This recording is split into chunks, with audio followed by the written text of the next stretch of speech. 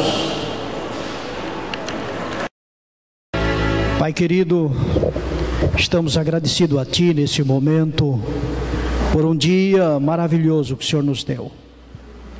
O Senhor nos cuidou, nos deu a Tua proteção, a Tua graça nos alcançou, e estamos aqui como Teus filhos, agradecendo a Ti, porque o Senhor preparou um lugar agradável, para louvar e adorar o Teu santo nome.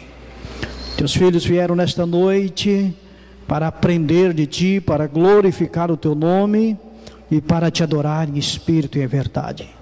Aceite nesse momento cada coração, aceite cada prece, ó Pai. Tu sabe as ansiedades, Tu sabe as necessidades de cada filho Teu. Que o Teu Santo Espírito, Pai, possa interceder por nós diante do Teu trono de graça, ó Pai. Muitas vezes nós não sabemos pedir como convém, mas o Senhor conhece todas as nossas ansiedades, Senhor. Teu Santo Espírito ocupe este lugar, mas acima de tudo ocupe cada coração. Tome a nossa vida cada dia, ó Pai, para fazermos a Tua vontade, para podermos andar nos Teus caminhos, até o dia que o Senhor voltar nas nuvens do céu. Que a Tua graça possa alcançar cada filho Teu. Temos uma semana à frente. Prepara o nosso coração, ó Pai, a nossa mente, para termos uma semana debaixo das Tuas mãos poderosas, Senhor. Que a mensagem que logo mais será expressa aqui venha diretamente do Teu trono de graça e faça mudança na nossa vida, ó Pai. Fique conosco, nos entregamos em Tuas mãos, em nome de Cristo Jesus. Amém, Senhor. Amém. A palavra de Deus, no livro sagrado, tem uma promessa para nós nesta noite. Nós já cantamos que estamos no melhor lugar do mundo. E você que veio nessa noite, tenha essa certeza. A casa de Deus é o melhor lugar do mundo para os seus filhos poderem estar. E a mensagem que eu quero partilhar com vocês nessa noite está em Isaías 41:10. E ele diz assim: não temas, porque eu sou contigo. Não te assombres, porque eu sou o teu Deus. Eu te fortaleço e te ajudo e te sustento.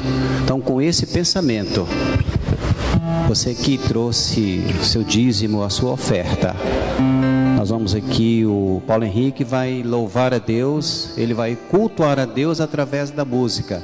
Enquanto ele estiver executando a canção, você que trouxe o seu dízimo, a sua oferta, fique à vontade, louve a Deus através da tua ação com os dízimos e as suas ofertas.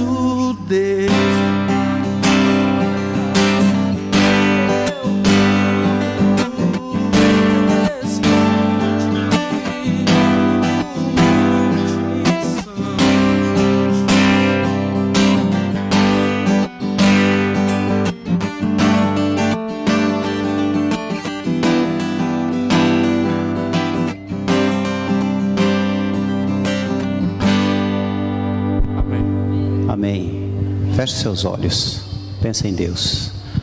Te agradecemos, Senhor Deus, pelo cuidado, pela proteção e a vida que nos concede a cada um até esse momento. Aqui, meu Deus, diante desta salva, foram lançados alguns dízimos e algumas ofertas. Nós oramos, Pai, para que esses recursos, ele possa ser administrado de maneira sábia, para que pessoas, assim como eu, um dia aceitem o Teu Evangelho, pela pregação da Tua Palavra.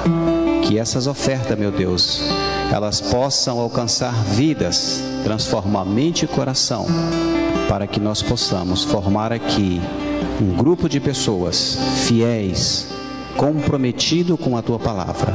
É o que nós te pedimos, em nome de Jesus.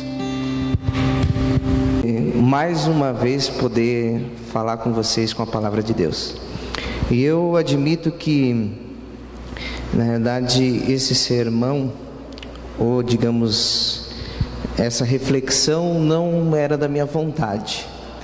Mas não era esse o assunto que eu queria falar nessa noite. Mas alguma coisa me tocou para falar sobre este assunto. E eu acredito que o Espírito Santo possa ter tocado, talvez alguma pessoa possa esteja precisando escutar sobre este assunto. Mas desde já eu quero me despedir da igreja e já agradecer pelos anos, 3 anos e 3 meses mais ou menos que estou aqui na igreja, e fui muito bem recebido, e agradeço de coração a recepção e o carinho que foi dedicado a cada um de vocês a mim. Mas vamos abrir a palavra de Deus. Antes, vamos abrir lá em 2 Reis. Abre a sua Bíblia lá em 2 Reis.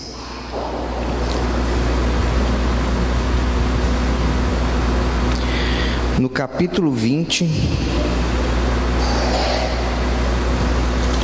2 Reis, capítulo 20.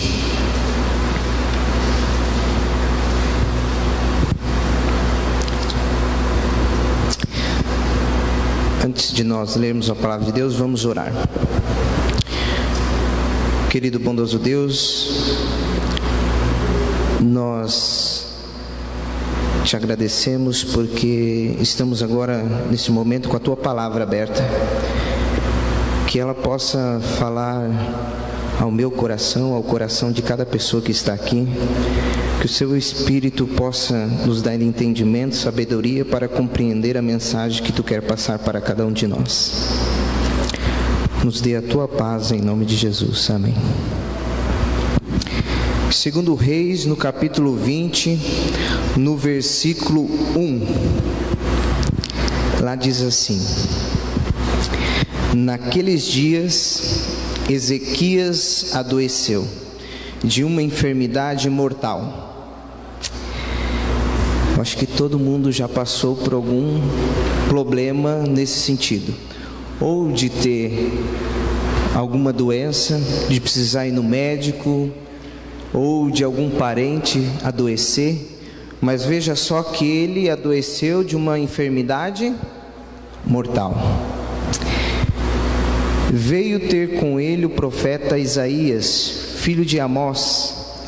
Ele disse: assim diz o Senhor, põe em ordem a tua casa, porque morrerás e não viverás. Como eu disse, talvez muito de nós já passamos por algum problema de saúde. Ou se não passamos nós, alguma pessoa próxima já teve algum problema relacionado à saúde. Porque isso afeta, né? Nós estamos sujeitos a ter uma enfermidade. Mas neste caso aqui, em Ezequias, ele estaria com uma doença mortal. Você já pensou receber uma notícia do médico? Olha, vai para casa, conversa com a sua família, porque você tem alguns dias de vida apenas. Eu lembro que o ano passado eu recebi uma ligação e tendo informações sobre o meu pai, que estava enfermo. Nem ele sabia que ele estava enfermo, mas ele teve um problema no coração.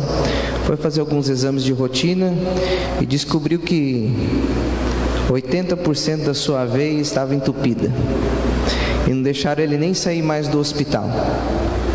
E como foi difícil receber essa notícia, porque teria que passar por cirurgia, não teria outra solução. E após dar a notícia que iria passar pela cirurgia, eu lembro que eu fiquei um pouco abatido.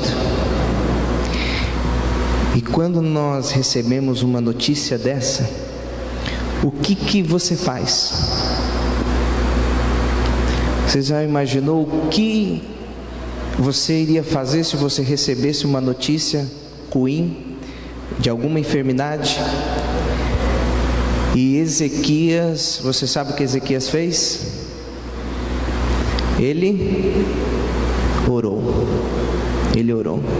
E eu lembro que eu também orei quando eu recebi a notícia do meu pai. E o engraçado é que, não engraçado, mas o interessante é que Ezequias, ele era um bom rei. Apesar do seu pai ser um idólatra, ou seja, ele adorava ídolos, mas quando Ezequias assumiu o reino de Judá, ele foi um bom rei. Ele procurou fazer tudo de acordo com a vontade de Deus. Se você depois discorrer a história, você vai perceber que ele fez a vontade de Deus. E ele procurava seguir os caminhos de Deus. E após Isaías dar a notícia que ele iria morrer, o que aconteceu? Isaías virou as costas e estava saindo do palácio. E quando Isaías estava saindo do palácio, Ezequias se ajoelhou e orou, e diz que ele chorou muitíssimo. Ele chorou muitíssimo, chorou demais. E após ele chorar muitíssimo, ele falou: olha Deus, sempre busquei fazer a tua vontade, sempre busquei fazer o que você quis, mas neste momento eu peço misericórdia, peço que você olhe para mim, por tudo que eu fiz, tentando fazer a tua vontade, e que você olhe para mim e que eu não venha a falecer. E essa oração de Ezequias foi tão poderosa, que ao Isaías estar saindo do palácio, Deus falou com o profeta Isaías novamente para que ele voltasse a Ezequias. E o profeta Isaías voltou na presença de Ezequias e disse: olha, Deus ouviu a sua oração. E Deus tem um recado para você. Deus disse que você não vai morrer agora, e Ele vai te curar. E além de Ele querer te curar, você vai ter mais 15 anos aí pela frente. E que notícia boa, né? Posso saber que ia morrer, daqui a pouco você ora a Deus e Deus escuta a sua oração, e agora você fica sabendo que você não vai mais morrer. Só que Ezequias falou assim: eu gostaria de um sinal, se realmente Deus escutou a minha oração. E o profeta Isaías falou: o sinal é o seguinte: naquela época, para ver a hora, eles tinham aqueles relógios do sol. Então, através da sombra, né, eles conseguiam ver ali mais ou menos o horário e a quantidade, digamos assim, 10 graus, 15 graus para frente, para trás não teria como ver, voltar, né? Mas no caso, o profeta Isaías falou para Ezequias, ele falou: olha assim, você tem duas escolhas. Você pode escolher, ou o relógio vai para frente 10 graus, ou o relógio vai para trás 10 graus. E ele pensou: mas normalmente o relógio já vai 10 graus para frente. Eu gostaria que o relógio voltasse 10 graus. E assim será. E sabe o que aconteceu? O relógio voltou 10 graus. E a notícia se espalhou por todo lugar que o relógio havia voltado 10 graus. E não só a notícia se espalhou, como todos notaram que todo o reino ali pela redondeza, até na Babilônia, o relógio havia voltado 10 graus. E agora o rei da Babilônia, ele fica impressionado pelo que aconteceu. E ele fica curioso também. Ele fala, mas o que aconteceu? Ele soube que Ezequias estava doente. E muitas pessoas falaram o que havia acontecido, que o Deus de Judá havia feito retroceder 10 graus o relógio. E sabe o que o rei da Babilônia fez? Ele mandou alguns membros do alto escalão do seu reinado para visitar Ezequias, para saber o que realmente havia acontecido. E aí, ao visitar Ezequias, vamos acompanhar um pouco da história agora nos versos 12 e 13. Olha o que diz. Nesse tempo, Merodach-Baladã, filho de Baladã e rei da Babilônia, enviou cartas e um presente a Ezequias, porque soube que estivera doente. Ezequias se agradou dos mensageiros e lhe mostrou toda a casa de seu tesouro: a prata, o ouro, as especiarias, os óleos finos, o seu arsenal e tudo quanto se achava nos seus tesouros. Nenhuma coisa houve, nem em sua casa e nem em todo o domínio que Ezequias não lhe mostrasse. O que Ezequias fez? Ao ver essas pessoas do alto escalão, ele se sentiu que é importante, porque o rei da Babilônia mandou, pessoas do alto escalão para visitar. Ele se sentiu importante. Mas veja agora o que Ezequias ele mostrou para as pessoas que vieram lhe visitar. Essas pessoas queriam saber sobre o quê? Sobre o que havia acontecido e sobre a cura. E agora Ezequias mostra o quê? Os seus tesouros, a sua casa, mostra todas as iguarias que ele tinha. E agora nós vamos acompanhar no verso 14 e 15, olha o que diz. Após Isaías saber, de o que havia acontecido, Isaías foi até Ezequias e olha o que diz então. Então Isaías, o profeta, veio ao rei Ezequias e lhe disse: que foi que aqueles homens disseram e de onde vieram a ti? Respondeu Ezequias: de uma terra longínqua, vieram da Babilônia. E agora Isaías pergunta: que vieram em tua casa? Que viram em tua casa? O que eles viram na tua casa? E ali Ezequias respondeu: viram tudo quanto há em minha casa, coisa nenhuma há nos meus tesouros que não lhe mostrasse. Vamos parar por aqui. Eu quero agora transferir essa pergunta do profeta Isaías para você. Quando as pessoas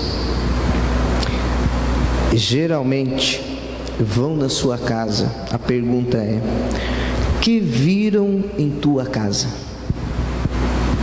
Quando você leva um amigo na sua casa, o que seu amigo vê lá na sua casa? Quando um parente vai na sua casa, o que ele vê lá na sua casa? Quando um vizinho vai na sua casa, o que ele vê na sua casa? O que existe lá na sua casa? Será que ele pode ver que existe generosidade? Será que ele pode ver que lá na sua casa existe bondade? Existe amor? Existe cheiro de oração? Existe traços de que Jesus passou por ali? Ou será que ao ir na sua casa, essas pessoas veem eletrônicos de última geração, móveis de requinte de muita qualidade, carro do ano, o ar-condicionado mais potente? O que eles veem quando vão na sua casa? O que viram na sua casa? Queridos, nada contra você ter um móveis de requinte, você ter o carro do ano, nada contra. Aliás, Deus deseja que o melhor para cada um de nós. Mas, em primeiro lugar, nós devemos colocar quem? É Deus. E sabe que quando algumas pessoas vão na nossa casa, geralmente tem alguma coisa que eles vêem na nossa casa que chama atenção. E você pode reparar que quando você vai na casa de alguém também, ou de algum parente, quando você chega em casa, geralmente você comenta alguma coisa. Ou era a comida, ou era o modo que as pessoas lhe trataram, ou era um lugar onde colocaram você para dormir. Mas alguma coisa, geralmente as pessoas comentam. Os amigos e os vizinhos, quando vão na sua casa, será que eles veem você como um bom marido? A Bíblia diz que, marido, amai suas esposas assim como Cristo amou a igreja. E falar em amar é necessário para que as mulheres elas tenham necessidade de escutar a palavra eu te amo. Mesmo sabendo que você ama ela, elas precisam escutar a palavra eu te amo. Será que você já tem praticado? Será que você sente Cristo falando para você eu te amo? Falando para a igreja a palavra eu te amo? Esposa, será que você respeita o seu marido? Porque a Bíblia diz também, esposas, respeitai vossos maridos.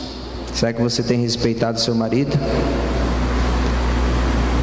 Ou será que quando o marido está em casa, as crianças estão brincando, o marido, aconteceu alguma coisa, o marido fala, olha, você está de castigo, você não vai brincar hoje, não vai assistir televisão, hoje você está de castigo pelo que você cometeu.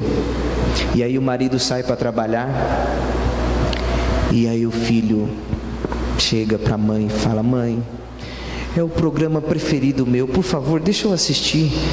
É só dessa vez, depois eu fico 3 dias daí de castigo, mas só dessa vez, me deixa assistir o programa. E a mãe fala assim, olha, tá bom, mas não fala para o seu pai. Será que há respeito nisso? Será que você tem dado tempo para os seus filhos, para as pessoas que realmente você ama? Ellen White escreve, ela diz que uma das primeiras lições que uma criança deve aprender é obedecer. Uma das primeiras lições que a criança deve aprender é obedecer. Será que você tem ensinado o seu filho a andar nos caminhos de Deus? Será que quando as pessoas vão lá na sua casa, elas conseguem diferenciar que aquele é um lar cristão de um lar não cristão? Será que eles conseguem ver a diferença? No livro Lar Adventista, na página 102, diz: Deus deseja que o lar seja o lugar mais feliz da terra, o próprio símbolo do lar celestial. Será que as pessoas conseguem ver um pedacinho do céu lá na sua casa? Como você trata os seus filhos? Como você trata a sua esposa? Como você fala com as pessoas? Como você responde eles?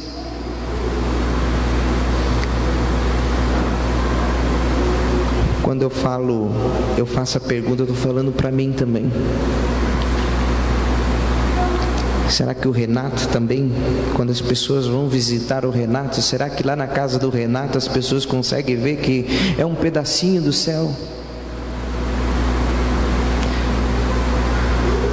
Será que quando as pessoas vão visitar, o que elas encontram lá condiz com a conduta de um cristão?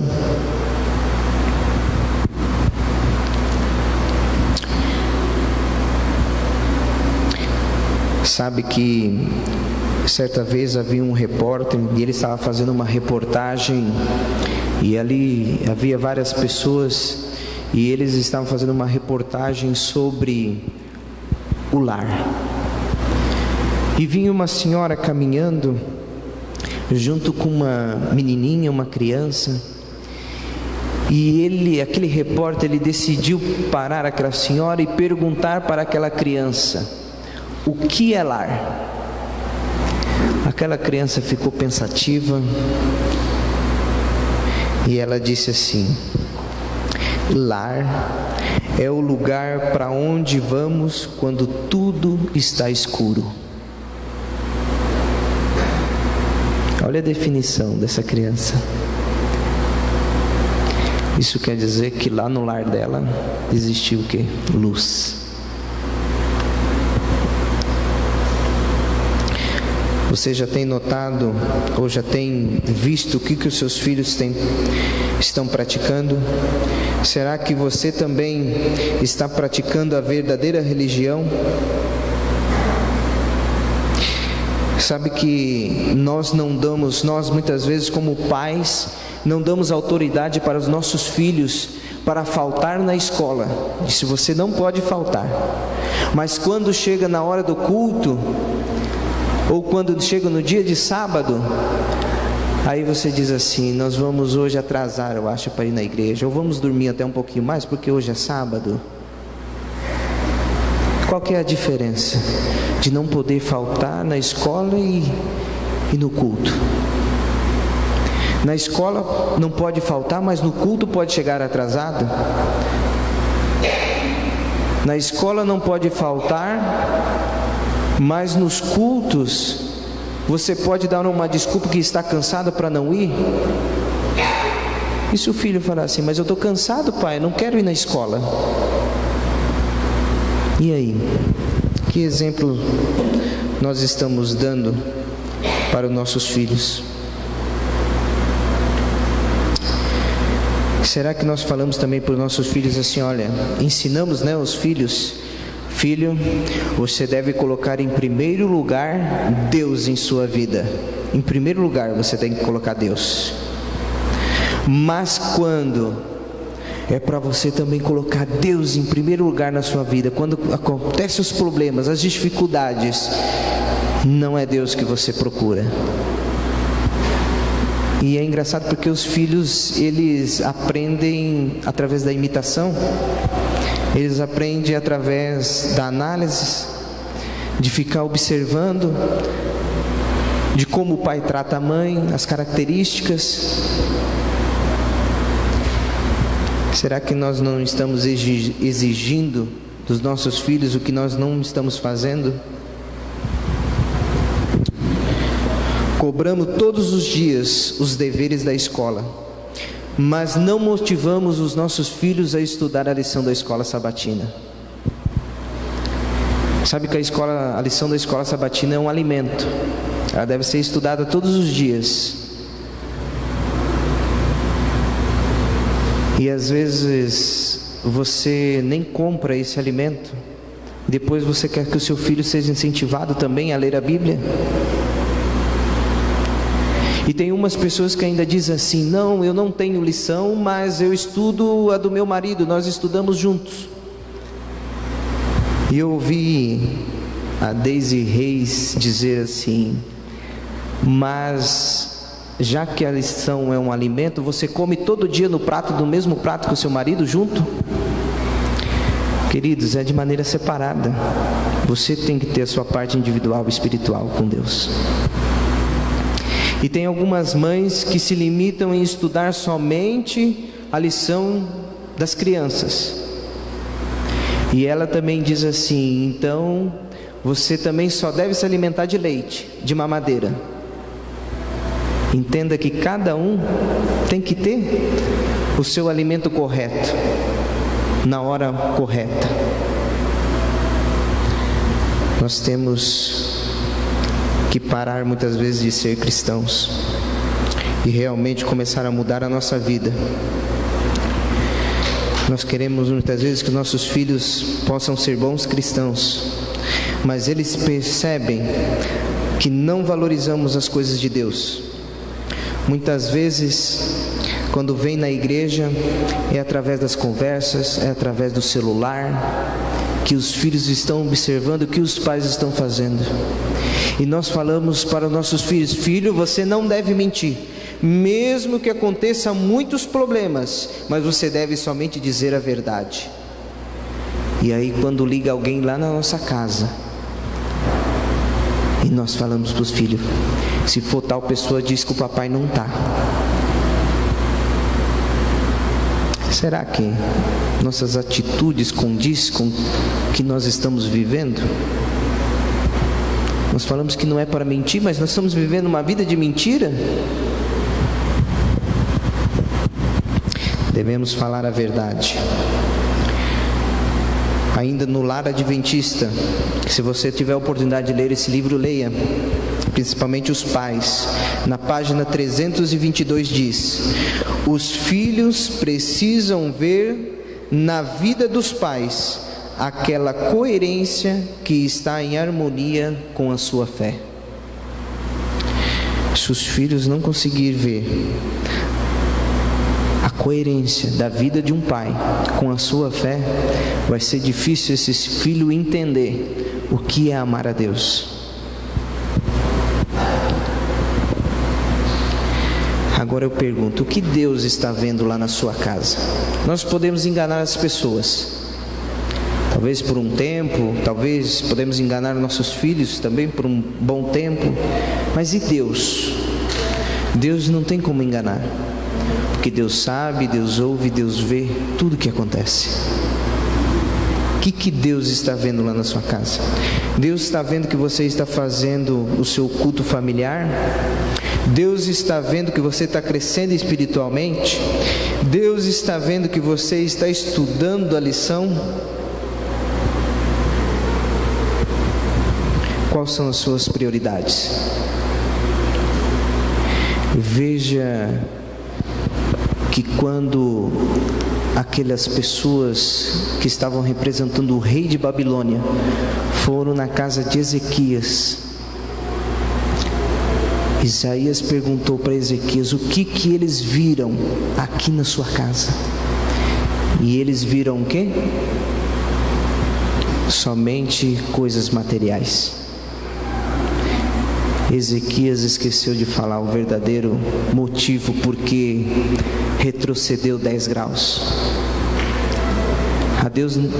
E será que não era o momento da gente estar podendo pensar e talvez falar? Ezequias devia falar que Deus era tudo na sua vida, porque ele tinha acabado de escutar a oração. Quando as pessoas vão na sua casa, o que elas veem?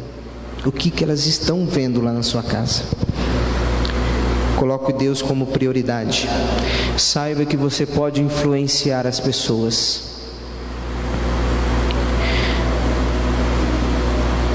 Eu gostaria de contar uma história para finalizar. 5. Mateus capítulo 5, no verso 16. Olha o que diz: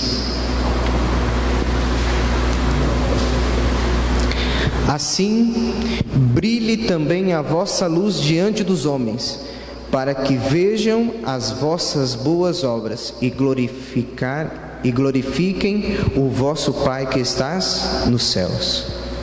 Assim brilhe também a vossa luz diante dos homens.